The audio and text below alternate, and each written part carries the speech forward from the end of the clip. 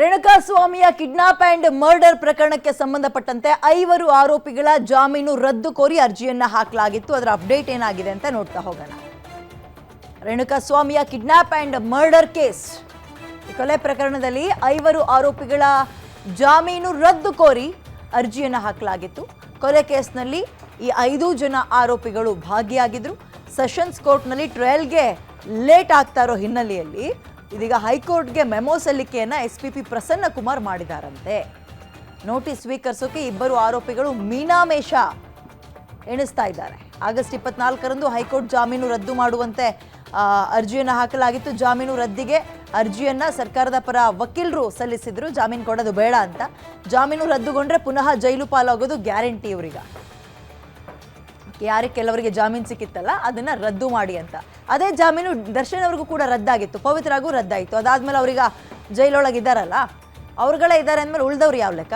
ಕರೀರಿ ಅವ್ರನ್ನ ಒಳಗೆ ಹಾಕೋಣ ಅಂತ, ಜೈಲೊಳಗೆ ಇರಲಿ ಅಂತ ರದ್ದು ಕೋರಿ ಕೆಲವೊಂದು ಪ್ರಮುಖ ವ್ಯಾಲಿಡ್ ಪಾಯಿಂಟ್ಸ್ಗಳನ್ನು ರೇಸ್ ಮಾಡಿರ್ತಾರೆ.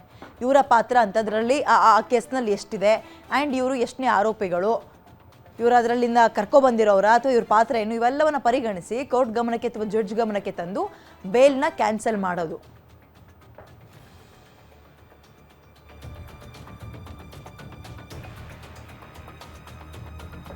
ಓಕೆ, ರೇಣುಕಾಸ್ವಾಮಿಯ ಮರ್ಡರ್ ಕೇಸ್ ಇಡೀ ರಾಜ್ಯ ಒಂದು ಕ್ಷಣ 1-1.5 ವರ್ಷಗಳ ಕಾಲ ಟಿವಿಯಲ್ಲಿ ಇದು ಸುದ್ದಿ ಬಂದ ತಕ್ಷಣ ಅಲರ್ಟ್ ಆಗಿಬಿಡ್ತಿದ್ರು, ಏನಾಯ್ತು ಅಂತ. ಯಾಕಂದ್ರೆ ಚಾಲೆಂಜಿಂಗ್ ಸ್ಟಾರ್ ದರ್ಶನ್ ಅನ್ನು ಕೂಡ ಬಿಡದಂತೆ ಜೈಲಿಗೆ ಹಾಕಿಸಿದಂತಹ ಪ್ರಸಂಗ ಇದು.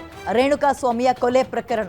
ಪವಿತ್ರಾಗೆ ಮೆಸೇಜ್ ಮಾಡಿದ್ರು, ಬೇಡವಾಗಿರೋ ಪರ್ಸ್ನಲ್ ಫೋಟೋಗಳನ್ನು ಮೆಸೇಜ್ಗಳನ್ನು ಮಾಡಿದ್ದ ಅನ್ನೋ ವಿಚಾರಕ್ಕೆ ಸಂಬಂಧಪಟ್ಟಂತೆ ಆತನನ್ನು ಬೇರೆ ಊರಿಂದ ಕರ್ಕೊಂಡು ಬಂದು ರೇಣುಕಾಸ್ವಾಮಿಯನ್ನು ಕಿಡ್ನಾಪ್ ಮಾಡಿ ಕೊಲೆ ಮಾಡಿದಂತಹ ಪ್ರಕರಣ. ವಿಪರೀತ ಟಾರ್ಚರ್ ಕೊಟ್ಟು ಇದಾಗ್ತಾ ಇದ್ದಂತೆ ಮೈಸೂರಿನಲ್ಲಿದ್ದ ದರ್ಶನ್ರನ್ನ ಏಕಾಏಕಿ ಅರೆಸ್ಟ್ ಮಾಡ್ಕೊಂಡು ಕರ್ಕೊಂಡು ಬರ್ತಾರೆ. 1 ವರ್ಷದ ಹಿಂದಿನ ಸುದ್ದಿಯನ್ನು ನಿಮ್ಮ ಮುಂದೆ ತಂದಿಡ್ತಾ ಇದ್ದೀನಿ.